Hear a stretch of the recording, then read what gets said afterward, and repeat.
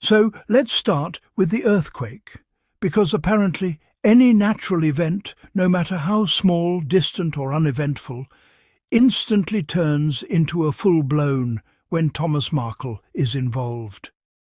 Thomas weaponized an earthquake that didn't really impact him, but claiming he might die to ask if Meghan would be at his funeral.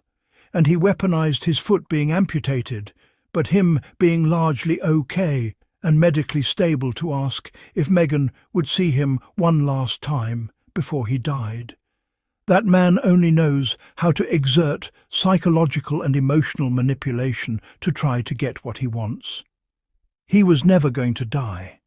He wasn't even on oxygen in his room, for God's sake.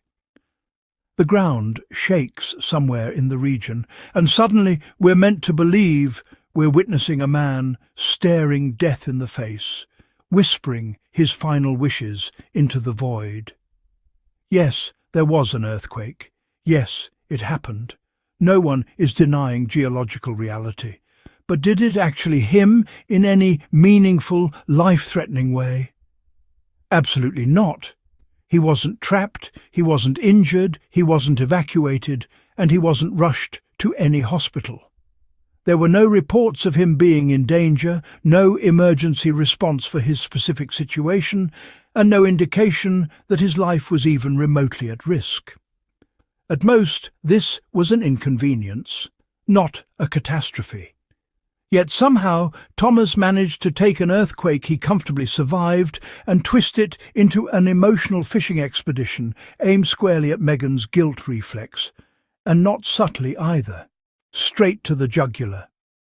If we die tonight, do you think Meghan would come to my funeral? Pause. Rewind. We? Who exactly is here? Because funerals don't come as a couple's bundle deal. And here's where the language gives him away. The sentence starts as a collective, but conveniently ends as a solo act. That switch is not accidental. That's the subconscious telling the truth before the performance catches up. Words matter. Grammar matters. And English just exposed the manipulation. Now this is where the story truly tips into the realm of the absurd. Caroline Graham herself admits that when this earthquake happened, she and Thomas were in the apartment they share in the Philippines. Not nearby, not in separate places. Together, same space, same apartment, same moment. Let me slow this down for the squaddies who like their facts served clearly. A woman, a man, living in the same apartment, in a foreign country, drinking together, during a dramatic "we might die tonight" scenario. And she genuinely expects the public to believe this was some innocent, platonic, professional moment, as if they were sipping herbal tea and discussing journalistic integrity and grammar rules. My sarcasm will simply never allow me to believe that. Ever. Absolutely not. Pigs would have to grow wings. Unicorns would need to trot past with receipts, and only then would that story start to sound believable. Now let's unpack that funeral line properly, because it's doing a lot of heavy lifting. If we die tonight, do you think Meghan would come to my funeral? First of all, why on earth would Meghan attend a funeral for? Is this a joint memorial service, a package deal, a 2-for-1 tragedy special? Did anyone notify Meghan of this arrangement? Second, this isn't fear. This isn't panic. This isn't a man facing death. It's a calculated attempt to provoke guilt, obligation and reaction, all wrapped up in the language of mortality. Because if Meghan doesn't respond, the narrative becomes, she ignored me when I might have died. And if she responds, he gets exactly what he wants. Attention, leverage, access, and another headline. That's the entire game. The illness or event is just the tool. The outcome is always the same. Then we move on to the foot. Yes, he had an amputation. Yes, that is serious. Yes, that is unfortunate. But let's be very clear. What he did have was imminent death.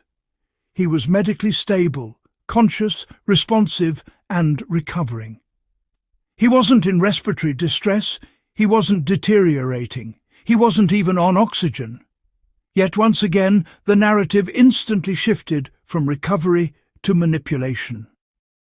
Will Meghan come see me one last time before I die? Die from, exactly, a healing surgical site? This wasn't about illness. This was using medical circumstances as emotional currency. He doesn't simply experience events, he them. Squaddies, this is the part that matters most. Because once you see the pattern, you can't unsee it. Every single time something significant happens, a wedding, a pregnancy, a lawsuit, a medical issue, or even a natural disaster, it becomes not a moment for reflection, not a chance for accountability, not an opportunity to respect boundaries, just leverage. How can I make this about me? How can I force contact? How can I extract sympathy? How can I get my name back in the headlines? That isn't fatherhood. That's emotional extortion dressed up as concern. And then there's Caroline Graham, the so-called journalist. How many surreal moments does one person need to produce before we collectively acknowledge that something is deeply off? She repeats his lies, then later contradicts them. She presents herself as compassionate, then publishes his agenda. She claims concern, then profits from exposure. At this point, I genuinely believe some journalists need not a byline. Because sitting in that apartment, drinking with him, witnessing the manipulation firsthand, and still thinking this looks noble or credible, that's not journalism, that's participation. And this is exactly why Meghan cut ties, not out of cruelty, arrogance, or spite, but out of every word she says gets leaked, every silence becomes a headline, every boundary is violated, every private moment is turned into public currency. They leak again, and again, and again. Then they have the audacity to ask, why won't she talk to us? Because this is what talking gets you. These people are not well. They are obsessed. And yes, I genuinely believe they think about Meghan more than they think about their own lives. Meanwhile, Meghan is choosing peace, mental health, distance, and honestly, good for her, because you cannot heal in the same place that keeps trying to cut the ties, seal the doors, and let the manipulators scream into the void, preferably without oxygen, since apparently they don't need it anyway.